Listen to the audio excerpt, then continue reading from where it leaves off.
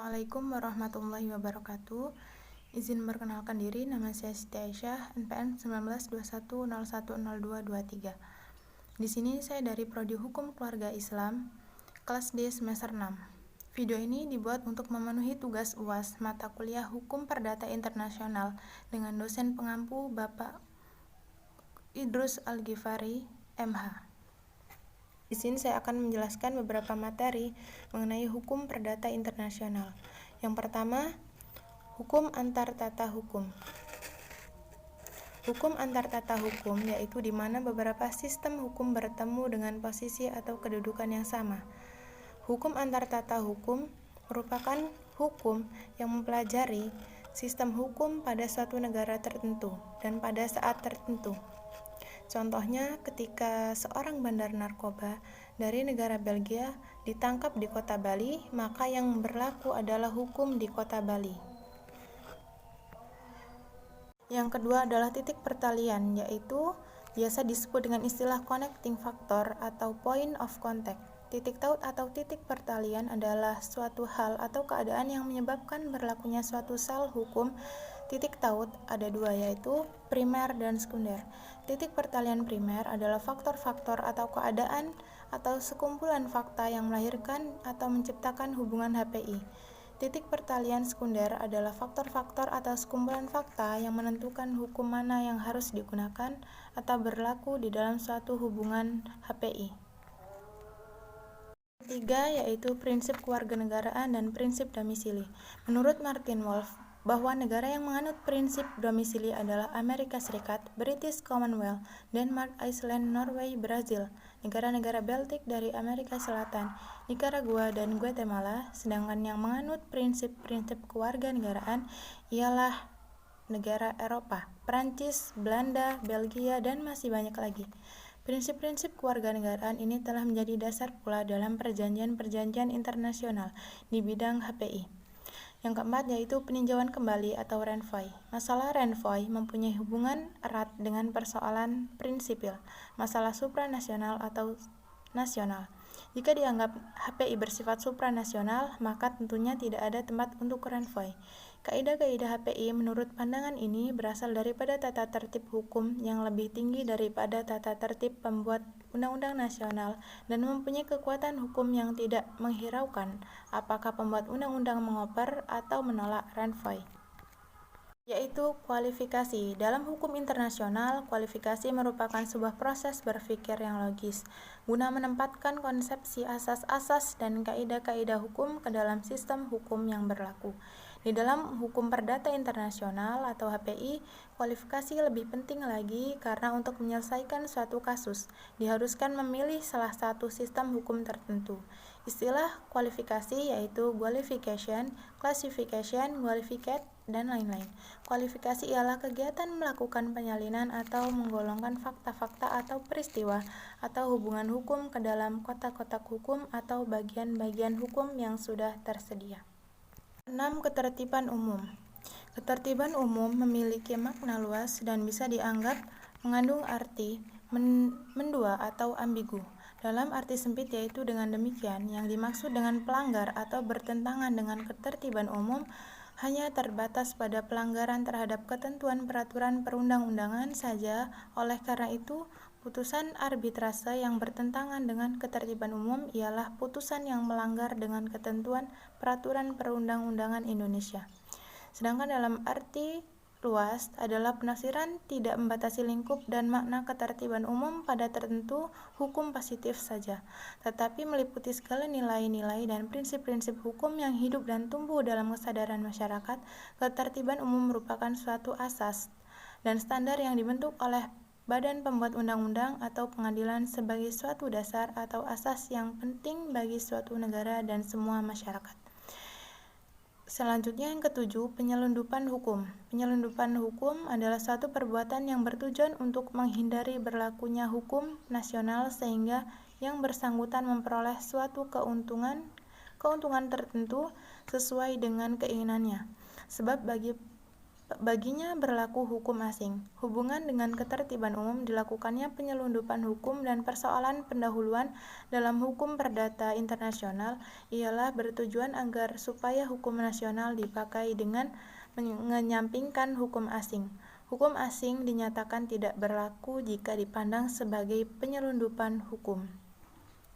Kedua-keduanya hendak mempertahankan hukum nasional terhadap kaidah-kaidah hukum asing.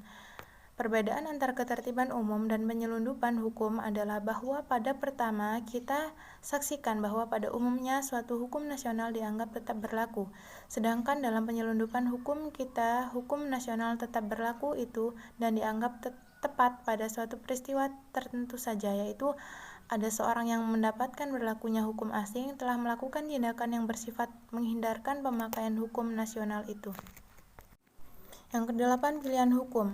Pilihan hukum adalah hukum yang dipilih oleh para pihak dalam kontrak sebagai alat untuk menginterpretasikan kontrak tersebut dan untuk menyelesaikan jika terjadi sengketa. Fungsi pilihan hukum dalam sebuah kontrak internasional antara lain menjamin kepastian hukum dalam menyelesaikan sengketa.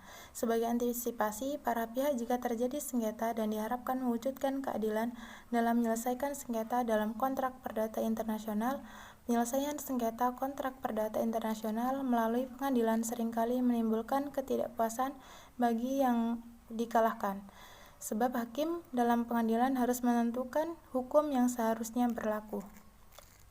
Terkadang hukum yang seharusnya berlaku tidak begitu familiar bagi hakim atau bagi salah satu pihaknya. Belum lagi adanya faktor-faktor non-yuridis yang banyak mempengaruhi proses peradilan sehingga kondisi tersebut bisa menghasilkan putusan yang kurang memuaskan. Salah satu solusi untuk mengatasi hal tersebut, para pihak dapat membuat pilihan hukum. Pilihan hukumnya atau pilihan forumnya, sehingga diharapkan dapat memperoleh putusan dalam penyelesaian sengketa yang timbul dalam kontrak perdata internasional yang memuaskan. Yang kesembilan adalah hak-hak yang telah diperoleh.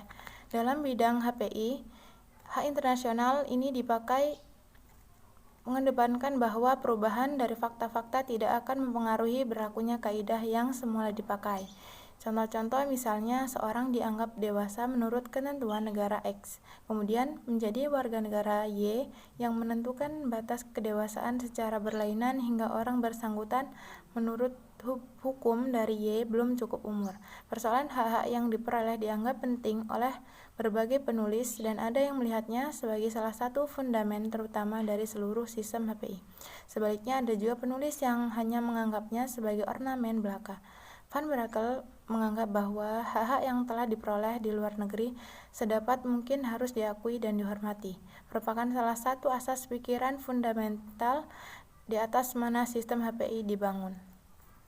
Persoalan pendahuluan dalam hukum perdata internasional merupakan persoalan hukum perdata internasional yang harus dipecahkan atau diselesaikan terlebih dahulu sebelum keluar putusan persoalan hukum perdata internasional yang menjadi pokok perkara.